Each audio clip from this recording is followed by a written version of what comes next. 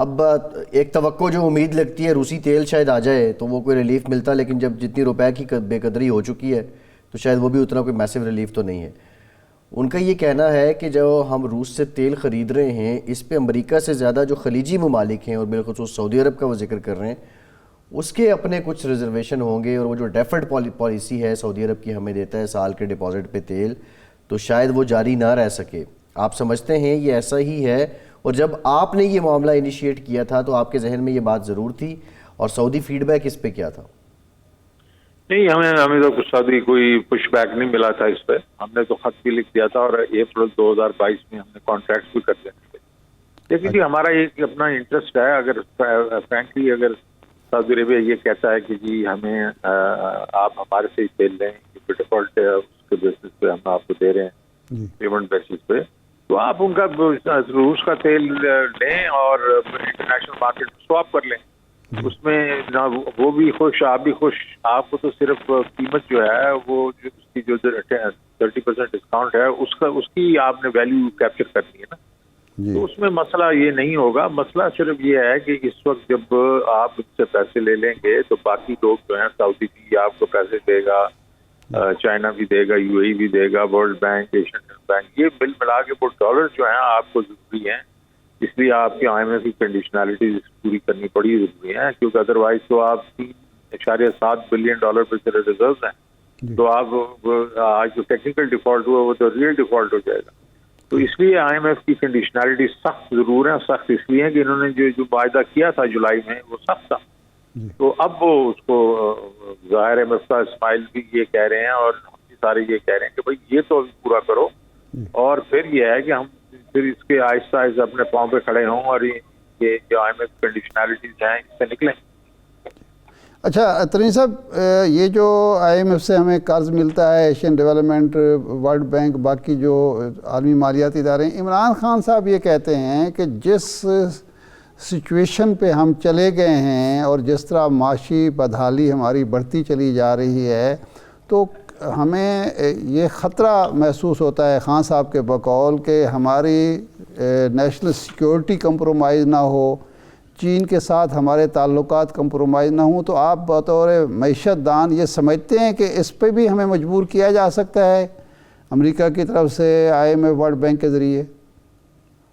देखिए, जिस जगह पे आपको वो लेके चले गए हैं, $3.7 बिलियन के आपके पास वो हैं जी, और आपके पास बिल्कुल कोई गुंजाइश नहीं है, तो कोई चीज़ इससे बाइद नहीं है। लेकिन हैविंग सेड दैट, मैं ज़ाहिर है मैं समझता हूँ कि हमारी हुकूमत और हमारे जो बाकी इदारे हैं एस्टैब्लिशमेंट वगैरह वो इसका ज़रूर ख्याल रखेंगे और मतलब इतना प्रेशर नहीं लेंगे इनसे। बिकॉज ये तो हर वक्त ही रहती है। जब मैं था तो मेरे वक्त में भी ये कहते रहते कि चाइना के साथ आपके क्या कॉन्ट्रैक्ट्स हैं, ये बताएं वो बताएं वगैरह, तो हम इसको पुश बैक कर देते थे। आई होप ये अभी भी पुश बैक करेंगे। बिकॉज देखें, IMF जो है वो बना है दुनिया के लिए कि बैलेंस ऑफ पेमेंट में लोगों की मदद करे, कंट्रीज की मदद करे। ये पॉलिटिकल ऑर्गेनाइजेशन नहीं है। ये और बात है कि ये क्योंकि जाहिर है कि मेजॉरिटी जो है वो US और वेस्टर्न ममालिक की है इसमें, तो वो उस तरीके से प्रेशर हमारे पे डालते हैं। बट हमें प्रेशर नहीं लेना चाहिए इस पर, अपने अपने जो मुल्क की मफादात हैं उसको प्रोटेक्ट करना चाहिए। अच्छा, हुकूमत की तरफ से बार बार ये इल्ज़ाम आप पर लगाया जाता है कि आपने IMF से जब मुआहदा हो रहा था उसको सबोटाज करने की कोशिश की। ये जो सूरत हाल सारी पैदा हुई है, आपने जब वो पेट्रोल की कीमतें और बिजली की कीमतें उस वक्त फ्रीज़ की, उसके नतायज हमें भुगतने पड़ रहे हैं। डॉलर को आपने खुला छोड़ा, उसके नतायज भुगत। इसमें कहाँ तक हकीकत है, ये जो इल्ज़ाम आप पर लगाया जाता है?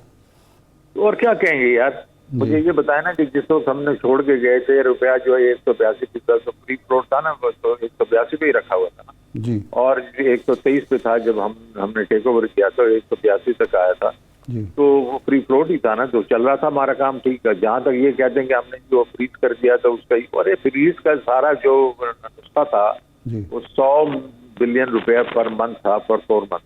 अच्छा, तो ये जब आए थे तो जब ख्याल में IMF के साथ IMF का ये ठीक नहीं है तो हमारे PSDB में से 100 बिलियन निकालते और अप्रैल का महीना गुजर गया था तो मई से फिर से शुरू कर देते, उसको बात खत्म हो जाती। इन्होंने तो नहीं किया ये। ये तो पूरे 6 हफ्ते तक बैठे रहे, इन्होंने कुछ नहीं किया। IMF मतलब आगे पीछे IMF फ्रस्ट्रेट हो गया। फाइनली जब IMF ने कहा बेटा अभी जब तक तुम इसमें 30 रुपए नहीं बढ़ाओगे और फिर 30 और नहीं बढ़ाओगे, हम तुम्हारे से बात भी नहीं करेंगे। तो ये तो इनकी भी गलती, वरना 100 बिलियन जो है वो कुछ PSDB से निकालते और फिर से वापस IMF में चले। और ये जो कंडीशनैलिटी है वो इतनी सख्त भी नहीं थी। हमारे वक्त में तो सिर्फ हमने बिजली की कीमत 2.5 रुपए से बढ़ानी थी और 150 बिलियन का हमने और वो जो एग्जम्पशन निकालनी थी, दैट वाज इट। तो इसलिए मैं सिर्फ ये इनको चाहिए कि ये जो चुभन बेचना बंद करते हैं। ये अपनी ये इन्होंने उस वक्त जब आए थे ये 6 हफ्ते तक बैठे रहे, क्योंकि इनको पता था हमने 2-3 चीजें करनी है। एक जो वो नैब लॉज चेंज करने हैं, एक इलेक्टोरल रिफॉर्म्स चेंज करने हैं, उसके बाद हमने घर चले जाना है। अब तरीन साहब अब मामला ये है कि डार साहब आपको चैलेंज कर रहे हैं और इमरान खान को डायरेक्टली कर रहे हैं कि आके मनाजरा कर लें। या तो दो सूरतें हैं कि मनाजरा कर लें, कौन सच्चा कौन झूठा ये तो कौम इसका फैसला कर ले, या दूसरी सूरत ये है अगर मैं आपसे ये पूछूं कि आप अर्ली इलेक्शन का मुतालबा करते हैं, अभी इलेक्शन हो भी जाएं तो उसके बाद जो सिनेरियो है आप क्या समझते हैं? क्या अकेले PTI के बस की बात है कि वो इन हालात को काबू कर लेगी? पहले भी किया तो अभी भी कर सकते हैं और हमारे पास पूरा प्लान, हमने प्लान अभी से बना लिया। तो ये दूसरी जगह मनाजरे एक कल आए मेरे सामने पैर पे बात, तो इमरान के साथ जो करते हैं यार, मैं शेडो बना मेरे साथ बैठे मनाजरा करें। मैं तो जब इन्होंने चैलेंज किया था उसी वक्त मैंने एक्सेप्ट किया था। हम चैलेंजेस से नहीं डरते। मुझे मालूम है कि ये सिर्फ इन्होंने बढ़के ही मारेंगे, हम बात नहीं आए बिल्कुल वो मुझे मुश्किल नहीं है। और दूसरी चीज ये है कि मैंने आपको पहले भी कहा है हमारे पास पूरे प्लान तैयार हैं। हमने ये जो पहले तो प्लान बनाए हैं कि इकॉनमी को चलाना कैसे है फिर से, और दूसरा ये है कि ये जो खड्डे में हम गिरे हुए हैं इसको हमने इमरजेंसी प्लान के तौर पर हमने बनाया हुआ है कि हम अगर आ जाएं अगर 3 महीनों में 4 महीनों तो हम इसको बिल्कुल इस दलदल से कैसे निकालें। अच्छा ये कहा यह जाता है कि आज अगर इलेक्शन का ऐलान हो जाए 3 महीने के लिए एक ऐसी हुकूमत आएगी, निगरान हुकूमत, जिसकी कोई साख नहीं होगी, जिसके पास कोई इख्तियारात नहीं होंगे, कोई काम करने का वो तजर्बा नहीं होगा, तो उस 3 महीने में जो नुकसान हो जाएगा उसको कौन संभालेगा? तो क्या इस वक्त अर्ली इलेक्शन का ऐलान जो है वो मुनासिब है? लेकिन जी इनके लिए इलेक्शन जो है ना, ये इलेक्शन से भाग रहे हैं। इनको पता कि अवाम जो है इनके खिलाफ इसलिए ऐसे बात है। मैं तो ये कह रहा हूँ कि आप इंटरिम गवर्नमेंट लाएं, क्रेडिबल इंटरिम गवर्नमेंट लाएं। अच्छा। और हम भी मिलकर उनको हेल्प करें। हम बैठ जाएंगे उनके साथ, ये भी बैठ जाए, हम भी बैठ जाएंगे और उनको बताएंगे कि ये 3 महीनों के बीच में और अगर परसों IMF वगैरह को गारंटीज वगैरह चाहिए होगी, एश्योरेंस चाहिए होगी, हम चले जाएंगे साथ, इंटरिम गवर्नमेंट के साथ जाएंगे, इनके साथ ही जाएंगे। अच्छा। लेकिन इंटरिम गवर्नमेंट लाएं तो बिल्कुल मैं हाजिर, हम जाएंगे उनको कहेंगे जनाब हम भी ये इस्लाम ये ले रहे हैं, हम उनके साथ हैं। तो वो बल्कि और बेहतर सिचुएशन होगी जिससे कि ये अभी ये चलते रहे तो इनकी तो पॉलिटिकल क्रेडिबिलिटी नहीं है, तो इसके आवाम तो इनके साथ ही नहीं खड़े हुए, तो ये किधर से डिसीजन लेंगे? तरीन साहब, अगर आपके जाने से मामलात कौमी मईशत के संभल सकते हैं तो अब इनके साथ चले जाएं, मुल्क का देखें, सियासत को ना देखें या पार्टी पोजीशन को ना देखें? देखिए मैं आपको बताऊं, ये तो मुझे इन्होंने मई में भी बात की थी, मैंने भी बात की, इतना ना करें ना। मुझे आपने गलत तरीके से बाहर घर से निकाल दिया, ठीक, आपने मुझे घर से बाहर निकाल दिया और आप घर में घुस गए और मुझे घर से बैठ के मुझे कह रहे हैं कि घर कैसे चलाना है। सही। ये तो कुछ ठीक बात नहीं है ना यार।